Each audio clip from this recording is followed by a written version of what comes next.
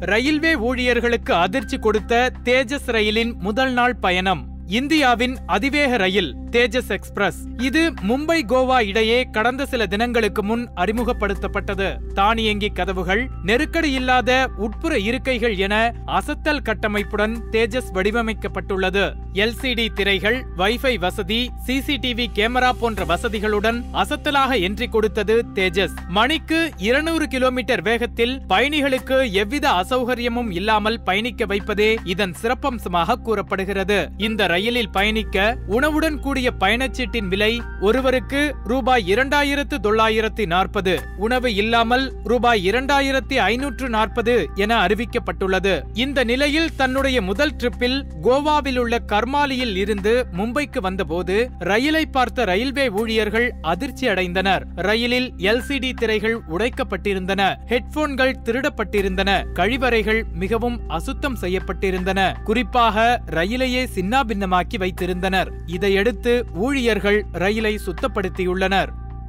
மேலும் இதுபோன்ற செய்திகளை தெரிந்து கொள்ள சுட சுட சேனலை சப்ஸ்கிரைப் செய்யுங்கள்.